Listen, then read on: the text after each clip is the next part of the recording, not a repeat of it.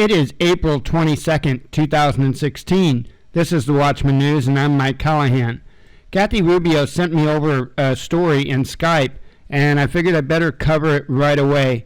This just adds to the rest of the stuff going on. This is on governmentslaves.info. It's titled, "This is going to be a national crisis. One of the largest U.S. pension funds set to cut retiree benefits." We can't help but wonder that as more pension funds become insolvent and more participants are forced to take reductions in benefits, whether helicopter money won't soon become a reality for the United States, even before it becomes one in Japan. Especially if it is spun by some opportunistic politicians as the only hope for America's workers to preserve some of their retirement savings. A dark storm is brewing in the world of private pensions, and all hell could break loose when it finally hits. As the Washington Post reports, the Central States Pension Fund, which handles retirement benefits for current and former Teamster Union truck drivers across various states including Texas, Michigan, Wisconsin, Missouri, New York, and Minnesota, and is one of the largest pension funds in the nation, has filed an application to cut participant benefits, which would be effective July 1st, 2016. As it projects, it will become officially insolvent by 2025. In 2015, the fund returned 0.81%, underperforming the 0.37% return of its benchmark. Over 250,000 people depend on their pension being handled by the CSPF. For most, it is their only source of fixed income.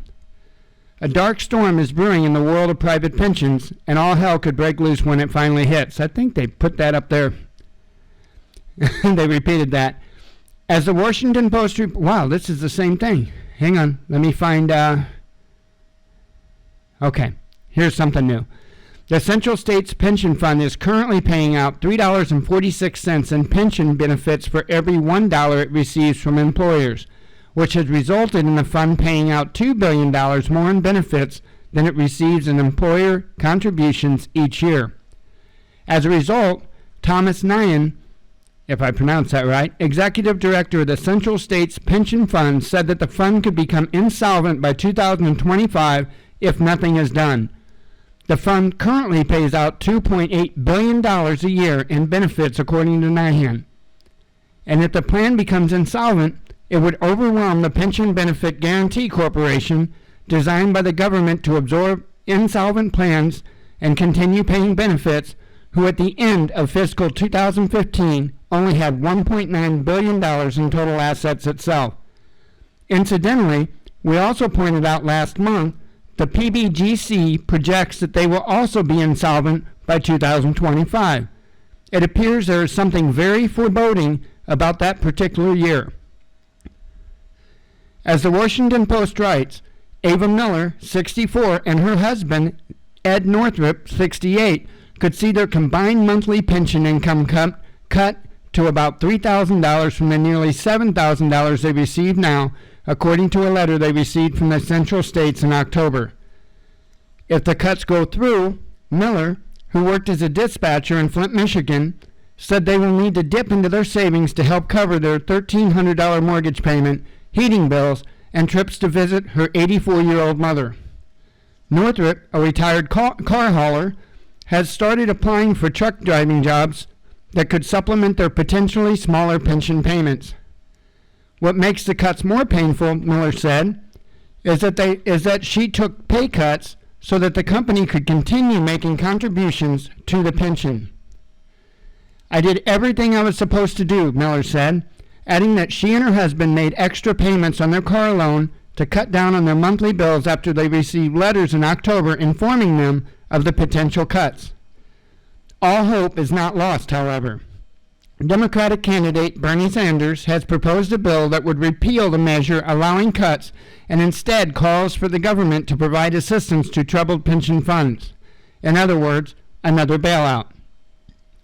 Which brings us to the current juncture, where we remind everyone that the government's own safety net, the PBGC, has itself become insolvent, and according to CNN, projects that more than 10% of the roughly 1,400 multi-employer plans covering more than 1 million workers, fits current criteria to be able to apply for benefit cuts for participants. This is going to be a national crisis for hundreds of thousands and eventually millions of retirees and their families. It's going to open the floodgates for other cuts, said Karen Friedman, executive president of the Pension Rights Center.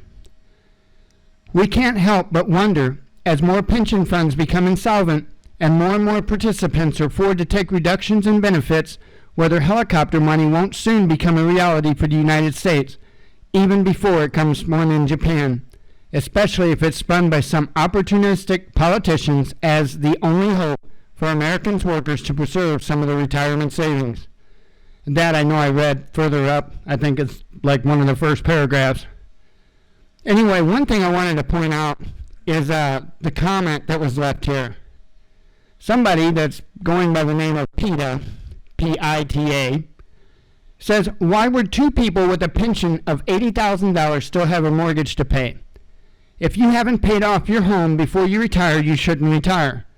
I'm sorry, but I don't feel like I should have higher taxes so they can continue their irresponsibility. My retirement income is in the low 40s and I paid off my house long ago and don't owe anyone a penny. I did without and planned ahead to get there. I don't feel one bit sorry for them or others like them. This is the problem with this country. Me. Well, Peter, let me explain something to you. They paid into this. This is theirs. All right? You're talking about your money being taken for taxes. Their money was taken that they already paid in. Folks, we're in this together. And we're either all going to stand tall together or we're all going to be rummaging together. It's that simple.